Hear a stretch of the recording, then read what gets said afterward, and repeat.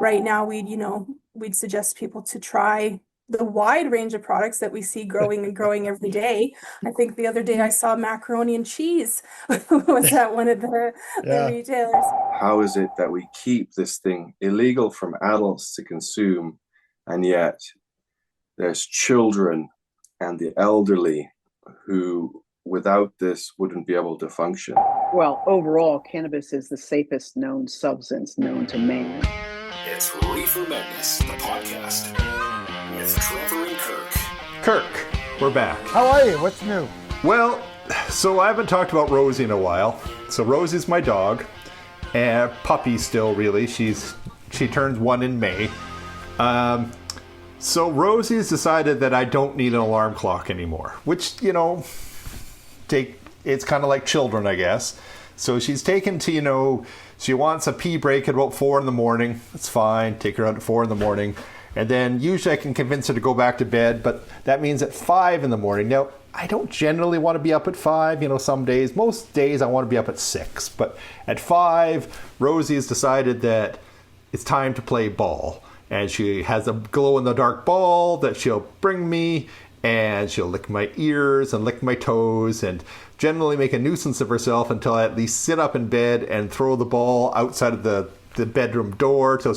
So anyway, Rosie's running the show, and Rosie's decided 5 a.m. is the perfect time to play ball. Why do people need alarm clocks when they could have, a dog lick their toes and ears until they play ball with them at 5 in the morning? Well, I don't know what to say about that, my friend. I have a black lab husky, and he whines occasionally to go be let out. But no, there's no ball playing at 5 in the morning. That ain't happening. Well, sooner or later, maybe we'll convince either A, Rosie to stop, or B, Doris to not, both Doris and Rosie have figured out that I am the dummy who will agree to play ball at 5 in the morning, so it's probably mostly on me. Well, I'm thinking if you are playing ball with the dogs respond to training, man. I am being trained very well. Yes, you are. Yes, you are. And I yes. Okay. Well, thank you for sharing that. No problem. Did you ever want to babysit our dog? How many bad habits do you want your dog to get? That's the thing. So Newton, we got Newton. We got Newton. So tell me about Newton. Well, let's start with Newton's a good Canadian boy. Elbows up. Elbows up.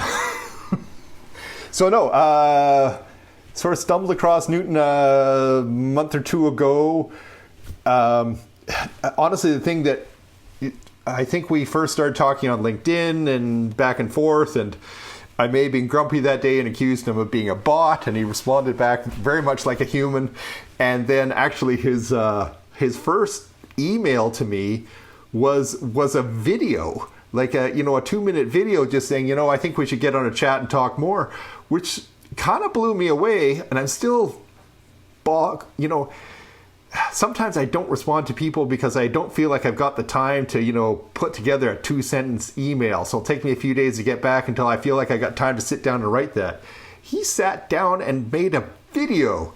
So I got to admit, from a marketing point of view, that hooked me right away. He made a video to say we should have a video chat. So then you and I got on a call and chatted with him. I like him. Let's start with I like him, but from a cannabis point of view, the interesting niche he fills is it is difficult in Canada and most of North America, or different places in different parts of North America, but especially Canada, it is difficult to market your cannabis company, whether you're a dispensary, whether you're a grower. There's a lot of rules about what you can and can't do advertising-wise, and he's got a workaround. Yeah, this is a very similar company as we interviewed High Day in episode 139. So it seems like he's got a piece of software that would help dispensaries get their message out. So I think it's a slightly different product. It is, and he talks about it more, but you listen for the letters SEO. We're not trying to bore people, but that's that search engine optimization, and he explains it better, but it's basically, there's a lot more to it, but if you type dispensaries near me into the Google search bar, how do you rank highly on that? And there's a way to set up your website so that'll happen. Which I learned, and I hope to have a meeting with our webmaster in the next week, because I did find this an educational episode. As I was watching your video with him and listening to the interview, I kept thinking, oh, we should be doing this. We should be doing this. Well, so I got into the back end of our computer, our web page, and started checking this stuff out. Yeah, and we'll talk more at the end, but yeah, and because he likes, like he said, leading with value, or basically Newton gives you at least 5 sort of free tips on, how to improve your own SEO. Let's say you do have a dispensary or other cannabis business, or frankly any business, it was just SEO in general, about how that might improve. So should we just let Newton take it from here? Yeah, let's go into it. Thanks for having me here. Really excited to be here. Love your podcast. Listen to a couple of them myself. So it's an honor to be here today. So my name is Newton. I'm the managing director at ePropel Digital. We're a marketing agency that helps cannabis dispensaries to get new customers without breaking the restrictions in cannabis and without, running into compliance issues there. And right now I'm based in Calgary, Canada.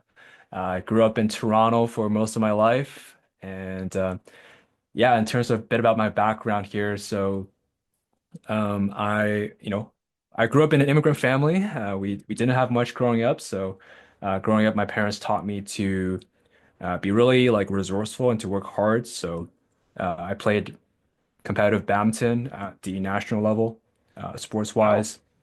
That's And impressive. thank you.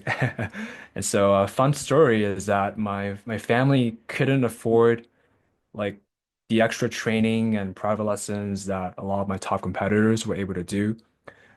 So my dad and we actually ended up making a badminton court in my basement. So we literally like put some floors together, put it on the concrete floor, and then we drew lines and put up a small net. And I would train her for 36 hours a week in the summers to catch up to everyone else there. Um, and that really taught me to be resourceful, because it's like, hey, like even when you don't have as much as your top competitors, um, there's still ways to get around that. And I think, even, maybe for some of the cannabis businesses out there, even if you're not the biggest chain or the biggest competitor, there's always ways to be smart and to beat them out. And so that instilled that mindset in me there. And yeah, That's very cool. You're already solving problems as a badminton player. thank you. Thank you. And ended up being Canada's national champion and 3-time provincial champion. So was thankful to see the fruits there. From there, went to studied business at Queen's University. Fun fact is that Elon Musk went to my school. So Okay. my teacher, one of my teachers was actually classmates with Elon Musk. So that was an interesting story for things that Elon did while he was at Queen's. He didn't stay the full 4 years at Queen's. He stayed two of the 4 before he switched to the US. But hey, so a little fun fact there. Um, and yeah, personally, like, I've always been, someone that, looks for ways to be resourceful and solve issues. So, when I was even way back, more than 10 years ago, I started a nonprofit that connects high school students to volunteering opportunities, because I saw a gap there. I saw that, hey, like Yeah. a lot of these volunteer organizations needed volunteers, and couldn't find them. A lot of my friends at the time were looking for opportunities, couldn't find them. So I started that organization to bridge the gap, and it's still been running for more than 10 years now. And after finishing school, I dove right into entrepreneurship. It was definitely tough. Failed a couple of businesses the first 2 years. And then eventually when COVID happened, I saw an opportunity to go all in to launch this marketing business, because there's a much bigger need for digital marketing. So I ended up, doing variety of marketing services for different businesses. And where cannabis came to play was really interesting because I had one of my clients who was in the e-commerce space. He was like, "Hey, I have a friend of mine that is just launching a cannabis dispensary in Toronto. Um, they could use some of your marketing help." And I was like, "Huh, cannabis. I would have never thought about being in this space." Yeah. Um, I think growing up, obviously there's a lot of stigmas around cannabis, and I did see the journey of how cannabis got legalized, but obviously growing up, there's still a lot of stigmas and associations that cannabis had with me. Um, but over time, I was able to like get past those stigmas because now I've met a lot of people that cannabis has helped. I have friends that use cannabis regularly to help them with sleep, to help them to relieve anxiety. I've met a lot of actually dispensary owners. When I asked them, hey, like what inspired them to start their own dispensary, they were like, hey, like they usually have a lot of them had like a family member or a personal experience where they had like some sort of serious health disease that traditional medicine couldn't solve. And then they turned into cannabis out of a whim and it worked. And they were like, wow, we gotta share this with more people. And that inspired them to launch the dispensary and go through the whole process. So I think it really opened my eyes in terms of just the benefits that cannabis brings when used the right way. And that really changed my perspective about cannabis over the years. And that was since 2020 being in the cannabis space. No, that's very cool, and we always like hearing those stories that you found from the store owners. But that segues nicely into, so your company now is called ePropel. I have that right, don't I? Yes, that is correct. So something we've noticed when talking to whether it be growers or dispensary owners, there's a lot of regulations and restrictions around how they can get their word out there. Like every other business, there's no sense in having a business if no one knows you're there. I think that segues nicely into what you do for these dispensaries and other cannabis businesses, right? Yeah, for sure. So cannabis is definitely an interesting space. It has this unique set of challenges, especially in the marketing realm, like you mentioned. It's a lot of restrictions. I think we've also experienced that firsthand from working with a lot of dispensaries across the both Canada and the US as well. Because in cannabis space, at least as of this recording, you can't run ads, on Meta. It will get taken down if you talk about cannabis in any way. And even on just your like organic social media profile, like let's say your Instagram page, your Facebook page, we actually had we know a number of dispensaries where they had their like Instagram and Facebook page get taken down multiple times. And that's not even running ads. That's just like, like they grew it to like a few thousand followers and then one day Meta comes in and it gets shut down and they literally have to start from scratch over again the next day. Um, and I know one of the reasons is because currently, if you try to sell cannabis on, some of these platforms directly, you'll get the account taken down. So kind of by the way, just a little pro hack to get around that is to use your Instagram page and Facebook page to educate customers, but like don't say anything like for sale. So that's why like, you might see some descriptions for dispensaries pages, like will have things like nothing for sale. And that's literally just to stay compliant. So Okay. that's a little pro tip there. But yeah, there's obviously a lot more restrictions. You can't do SMS and a lot of things. So then the question becomes, well, in light of all these restrictions, like how do you actually bring people in, right? And I think right now a lot of dispensaries they maybe try to do word of mouth or try to use Leafly and Weed Maps, but that can be quite expensive, especially if you're going up against bigger chains, bigger players that have deeper pockets, um, right? And so when I got into the cannabis space, like one of my goals was to help them to work around that and to get around these restrictions. And we found, through working with dispensaries in the last 5 years, that one of the best ways to get around those restrictions is by leveraging Google SEO. Because when you show up for your dispensary organically on Google, like let's say if people are searching dispensary near me, cannabis store near me, or dispensary in your city, or if you do delivery, we delivery in your city, and you show up organically on Google without ads, it actually doesn't break any restrictions. And you Okay. also bring in people who are actively searching for your cannabis products right now. So you also get a lot of good warm buyers when you capture the right way. So that really opened up my eyes, once we helped number of dispensaries in the initial years and then more over time on just what is possible through that. No, that's very cool. Now, just because we get all sorts of people listening, let's break down SEO a little bit. Don't have to go into the nitty gritty, but just in case this is the first time someone's hearing SEO. So by this point, everyone has Googled something.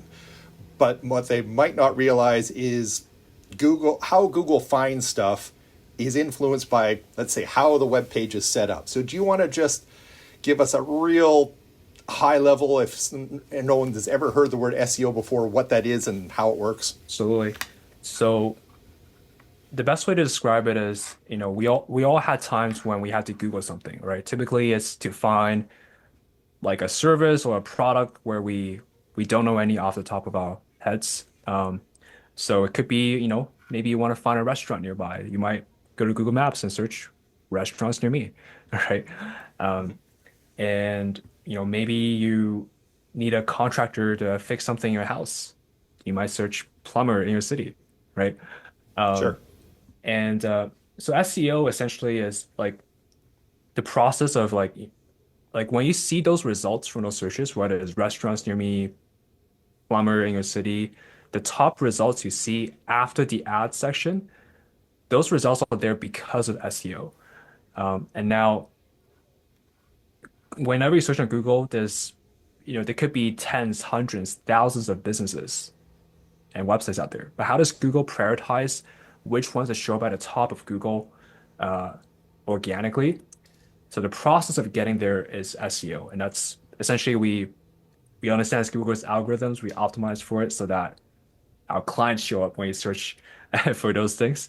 So for dispensary's case, if you were to search like dispensary near me, we would want our clients to show up so that you go to their dispensary rather than the competitors. Okay. So that's essentially how SEO works at a high level. No, thank you. Because we all of us, not non-computer people here, we hear words like SEO, but don't really know. So that was very nice.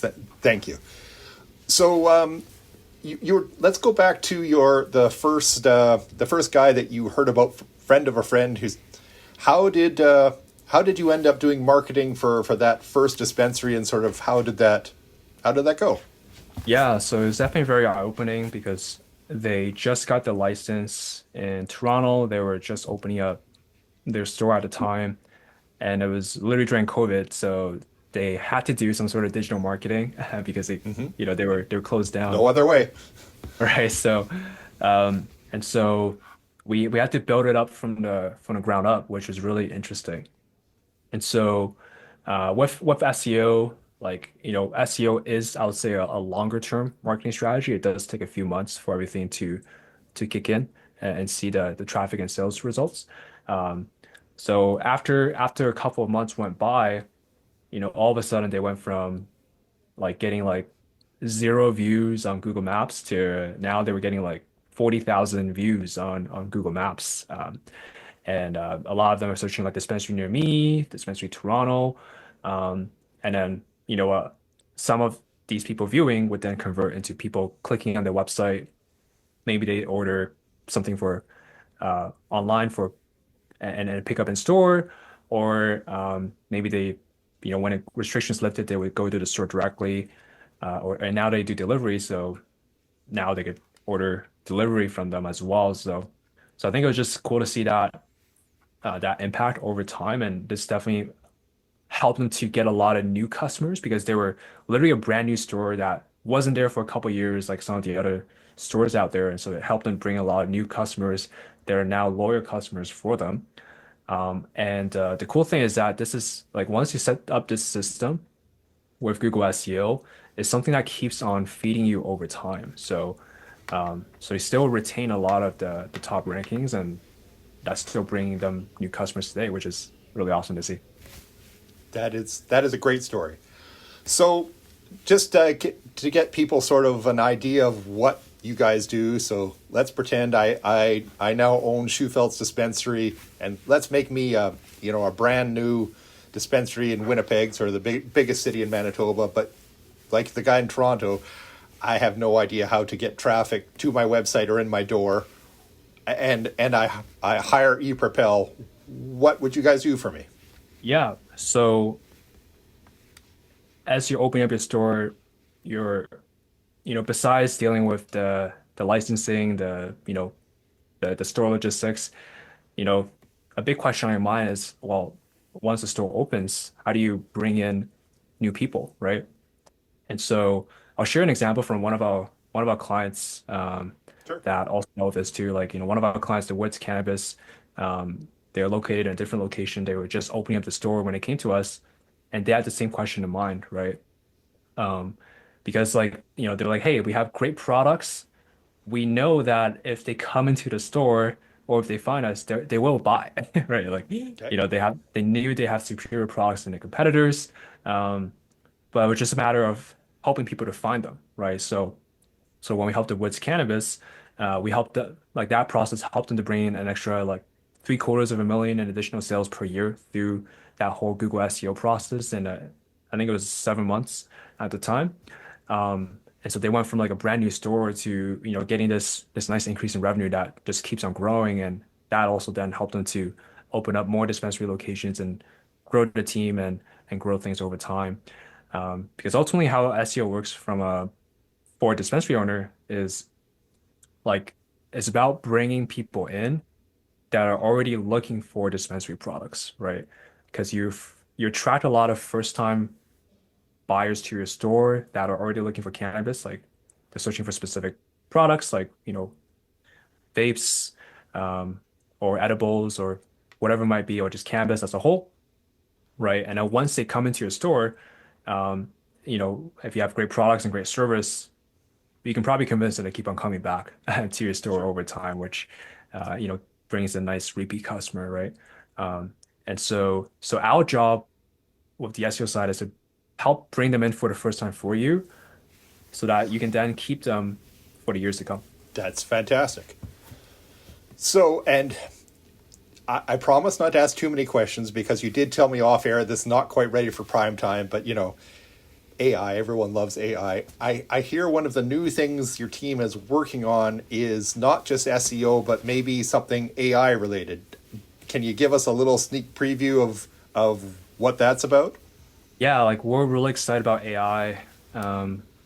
So I think the big thing that we see is like, AI really has the potential to really exponentially scale dispensaries if you leverage it in the right way. Like I think one thing we're seeing with AI right now is,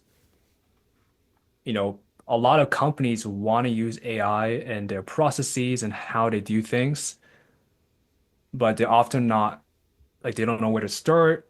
A lot of them are not implementing it at a pace that they need to be to keep up, and a lot of them just kind of know basic chat GPT, and that's pretty much about it.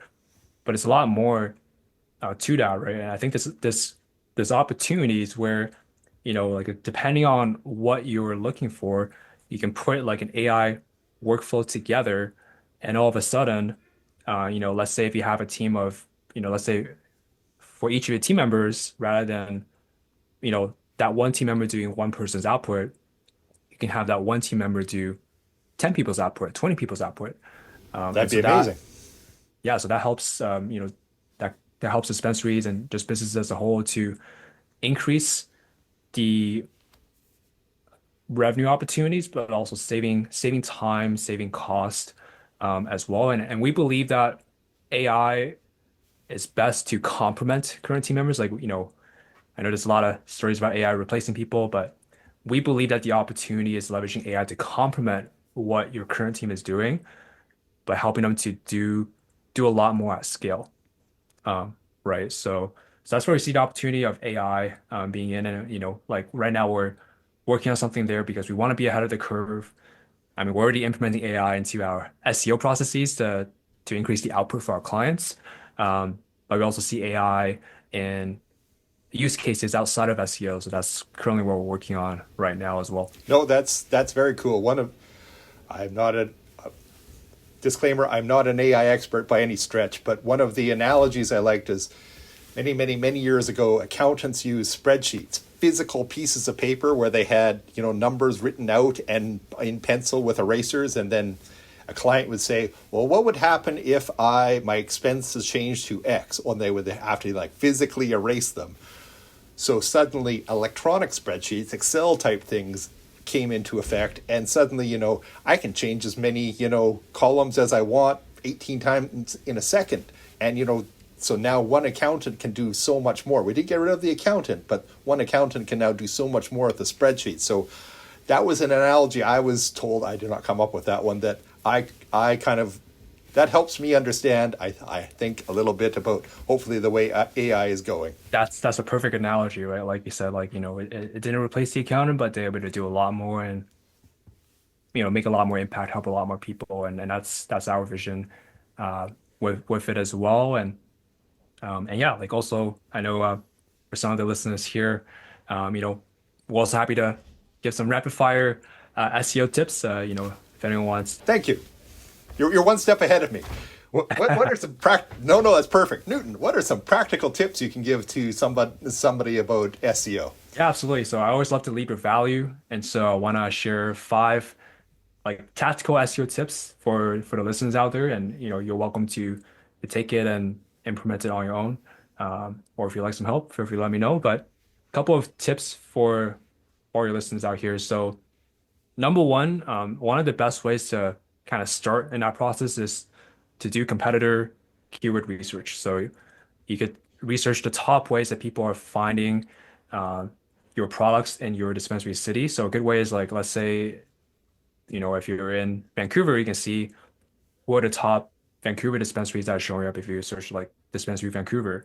You can see, all right, well, what's their business ranking for on Google for what keywords, right? What search phrases? Okay. And you can see, some of those search phrases can be opportunities that you can then capture, or perhaps maybe they're missing some opportunities that, hey, you're hey, there's also a gap here that you could also leverage and capture as well. So that's tip number one is competitive research. Number 2 is content optimization, right? So you can align your website's content to what customers are searching for. So for example, your potential customers might have questions about, what are the regulations in your specific province or state, right? What are possession limits? Can they do delivery? What are some of the differences in terms of choosing different products, right? And Google can't read images, so that means Google can't read the beautiful products you have on your website. So one of the ways around that is you can add some content below, let's say you have a product or category page, you can add some content below it. It could be an FAQ section or couple of sections after the first part, and it just has some helpful content that your potential customers need. And as a byproduct, you also rank on Google for SEO. So it's a win-win. Yeah. Number 3 is Google reviews and replying to them. So reviews are definitely very important these days, especially as people are shopping around with different dispensaries. So one of the things you look for is reviews, but reviews also help with higher rankings on Google. So you can encourage customers to provide good reviews, and also just make sure to reply to them in a timely manner as well, because higher engagement is also a good thing in Google's eyes. Number 4 is mobile optimization. So a lot of customers these days find dispensaries on their phones. We find that as much as 2/3 of people are searching on their phones these days, which is insane.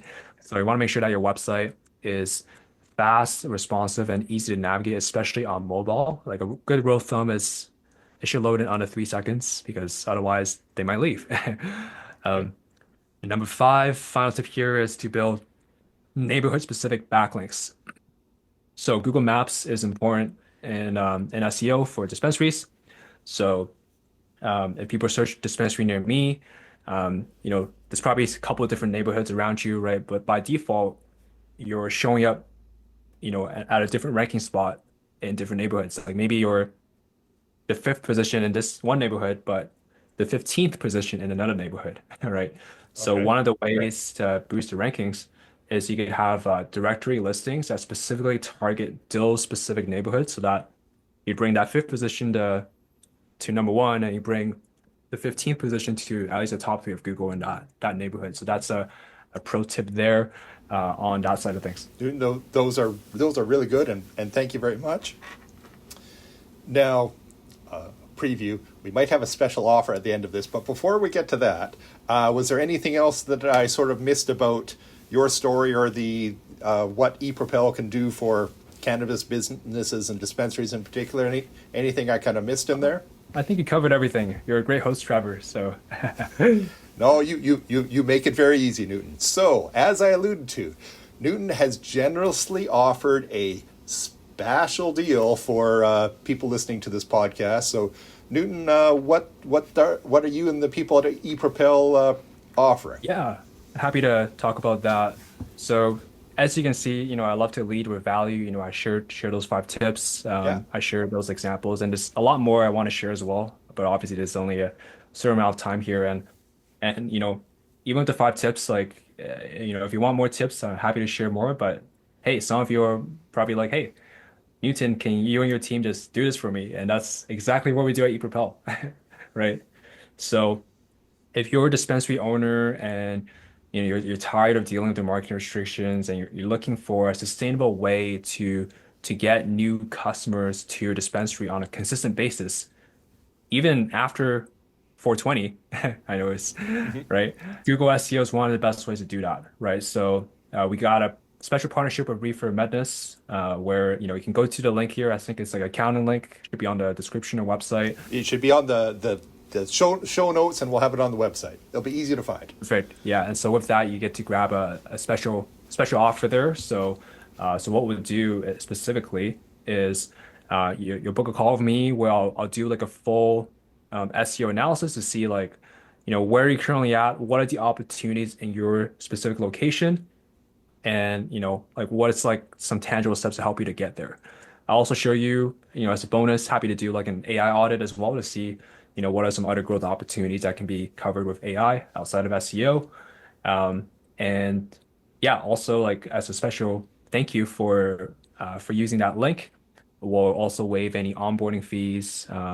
And again, this is all free and complimentary, right? We'll do the audits for free because we want to lead with value. So you only got things to gain, right? So worst case, you have great information that you can use to help with other things in the future.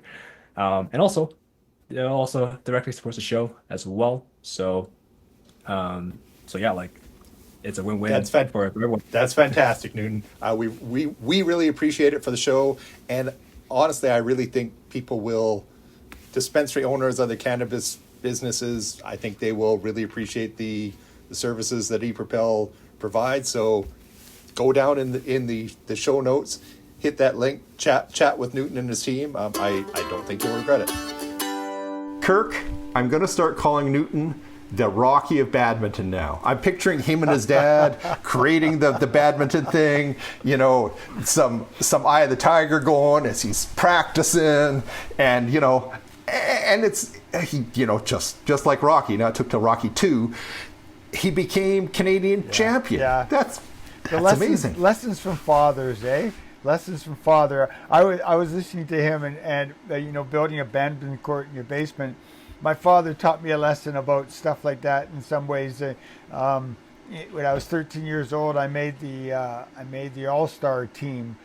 So we had to travel to the interior of British Columbia to Kelowna, but we had to raise money to go. So, a lot of parents just gave their kids money. My dad decided to teach me a lesson, and I had to go out and raise the money. And I was thinking, his dad taught him a lesson: build a badminton court and practice. And then the guy comes out as an entrepreneur because of it. I think it was probably a very early lesson for him that you can be good. Oh yeah, but you have to work I at think. it.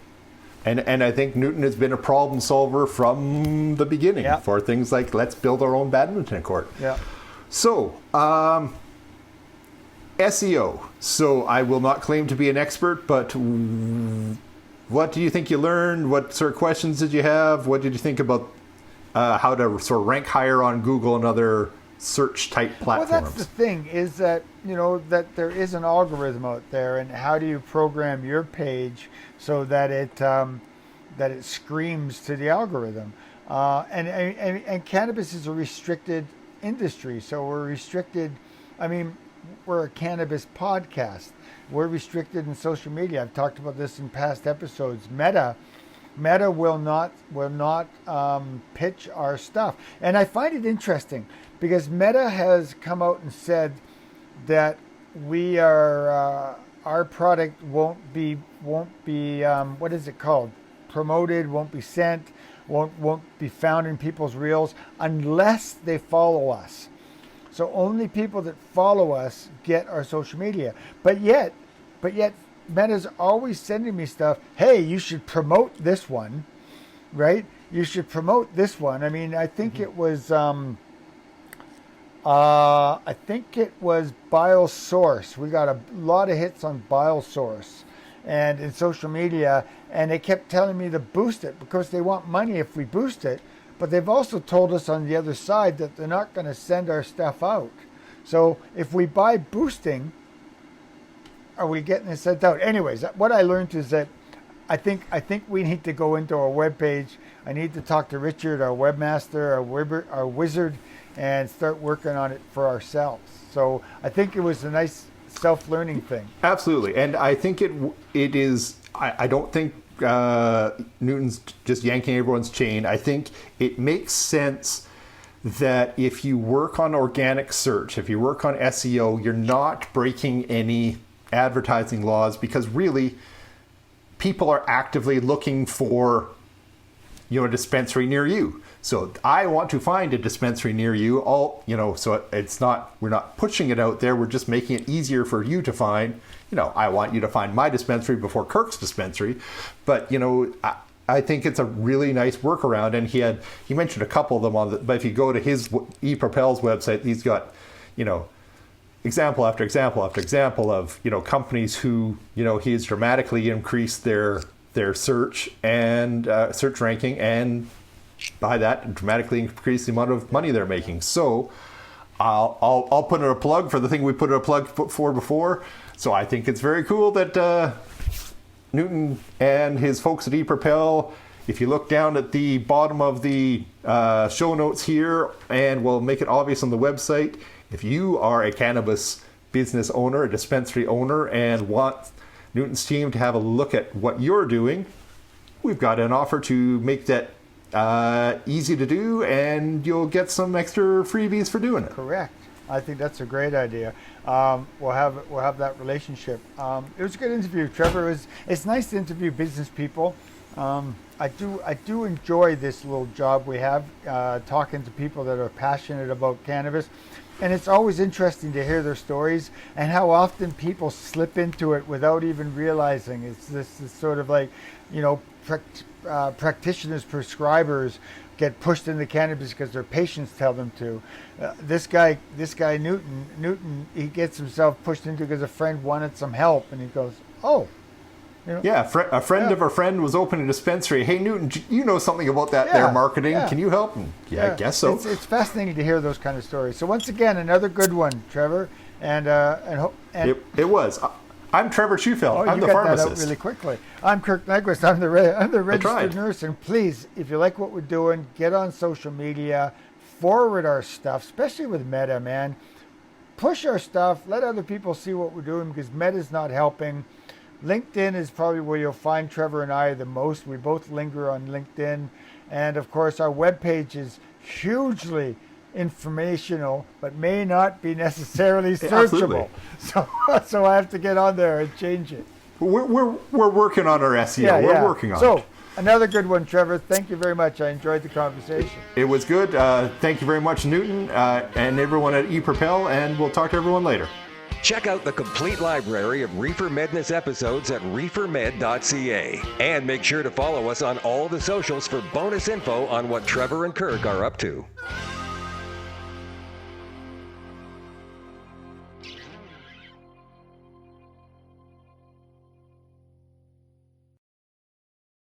Hey, Trevor, how's it going? It's been so long since I've seen you. I'm all the way back to the same pink shirt. I'm wearing the same. Did you change your shirt? Oh yeah. It's been weeks since we talked last time. Well, only the true fans will see that we're wearing the same shirt.